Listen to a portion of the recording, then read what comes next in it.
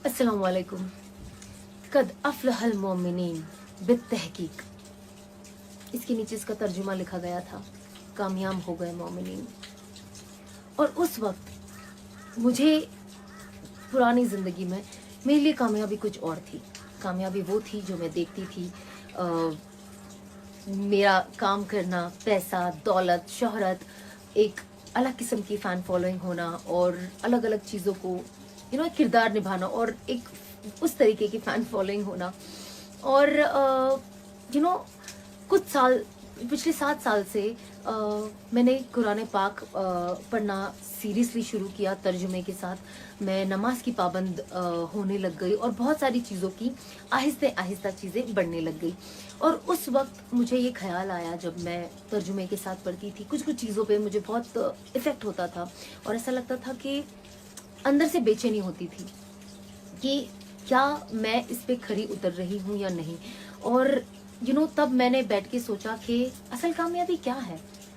और जैसे जैसे मैं पढ़ते गई वहाँ समझ में आया कि कामयाब इंसान वो है जो अल्लाह की नज़र में कामयाब है, ना ही दुनिया की नज़र में कामयाब है या हम जो कामयाबी समझते वो कामयाबी है।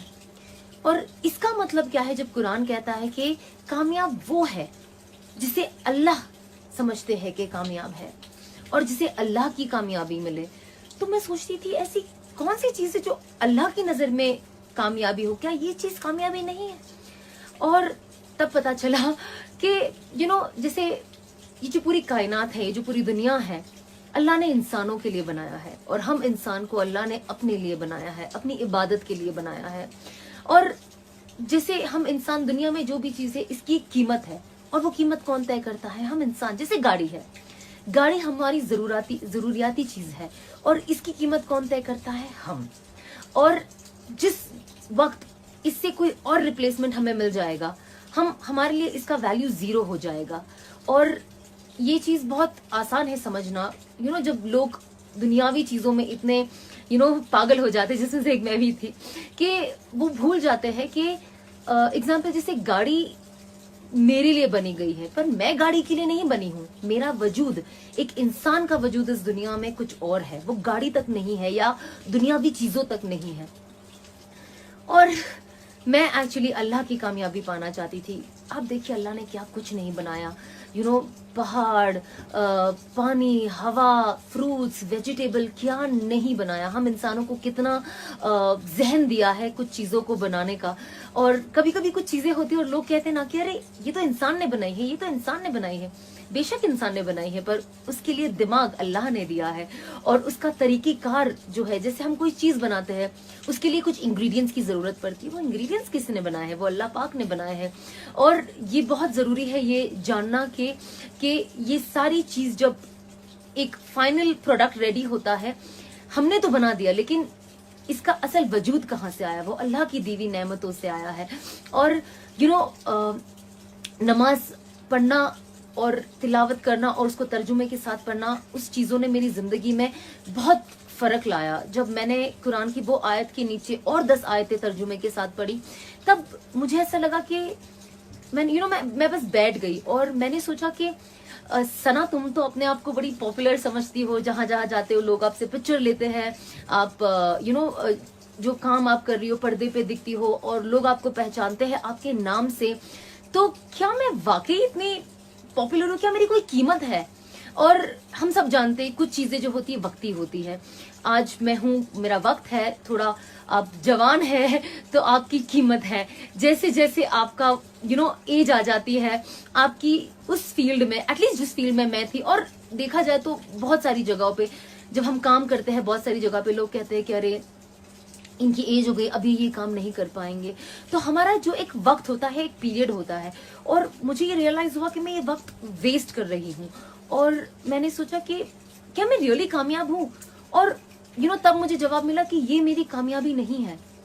जब इंसान की जो कीमत है ना, चीज़ों की कीमत तो इंसान लगाता है, पर जो इंसान की कीमत है ना वो अल्लाह लगाता है। और इंसान की अगर कीमत अल्लाह के नज़र में इधर है तो वही असल कीमती चीज़ है। और इसीलिए मैं अपने लाइफ को बदलते गई, कुछ चीज़ें करती गई कि दुनिया तो वक्त निकल जाना है لیکن اصل چیز ہے ہماری آخرت، اصل چیز ہے اللہ سے ملنا، اور میں ان کی نظر میں کامیاب ہونا چاہتی ہوں، میں ان کی نظر میں ویلیوبل ہونا چاہتی ہوں کہ یہ میری بندی ہے اور یہ واقعی ویلیوبل بندی ہے، اس نے اپنی زندگی کو صحیح رخ پہ لے کے گئی اور اپنی زندگی کا ویلیو سمجھا جو میں نے اسے دیا.